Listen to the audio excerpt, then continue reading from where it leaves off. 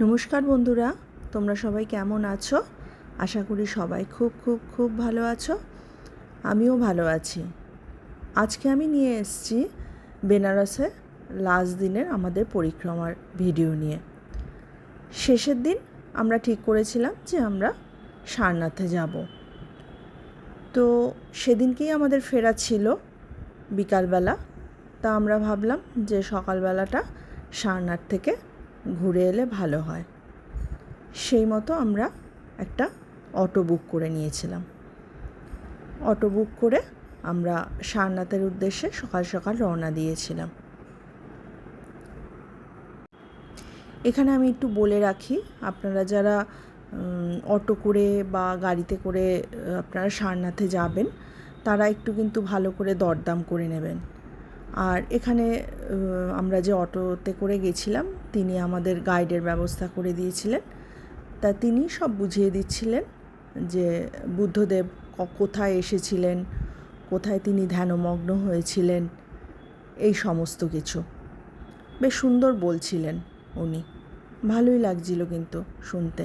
অনেক কিছু জানা ছিল, অনেক কিছু অজানা ছিল, সেগুলো জানলাম। আর সত্যি কথা বলতে এই সমস্ত জায়গায় গেলে একটা আলাদা অনুভূতি হয়। মনে হয় যে সত্যি কত হাজার হাজার বছর আগে এখানে ঠিক সেইভাবে বুদ্ধদেব এসেছিলেন, বুদ্ধদেব ধ্যান করেছিলেন, এই সমস্ত আর কি।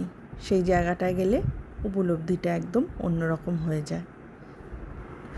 সারনাথ নিয়ে সত্যি কথা বলতে আমার নতুন করে কিছু বলার নেই, কারণ সারনাথের মাহাত্ম্য, সারনাথের ইতিহাস আপনারা সবাই জানেন। আর আমি তো ট্রাভেল ব্লগার নই যে সেইগুলো বিবরণ দেব। আমি আমার যে অনুভূতি, যে অভিজ্ঞতা, আমি সেগুলি আপনাদের সঙ্গে শেয়ার করছি এখানে। আলাদা করে সারনাথের ইতিহাস নিয়ে আমার এখানে আলোচনা করার কিছু নেই।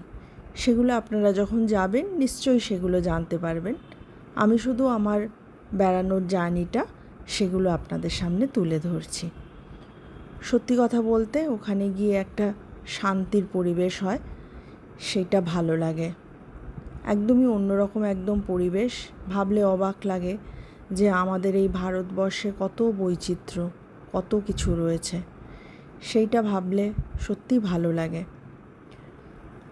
তো আমরা সারনাথের ভ্রমণ শেষ করে আমরা আবার সিটিতে ফিরে এলাম, কারণ সেদিনকেই আমাদের যাওয়ার তো কথা ছিল, দিল্লি ফিরে যাওয়ার কথা ছিল।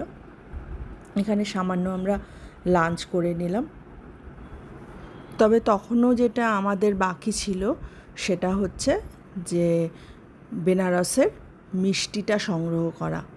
তো শেষ মুহূর্তে আমাদের ওই কাজটা বাকি ছিল। আমরা প্যাকেট ভরে এখানে মিষ্টি নিয়ে নিলাম, যে যেন কোনো আফসোস না থাকে যে বেনারসের মিষ্টি বাড়িতে নিয়ে গেলাম না।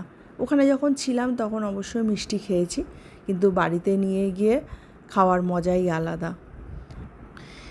এবারে আমাদের বেনারস সফরটা খুবই ভালো ছিল। পুজোও ভালো দেওয়া হয়েছিল, সুন্দর করে ঘোরা হয়েছিল।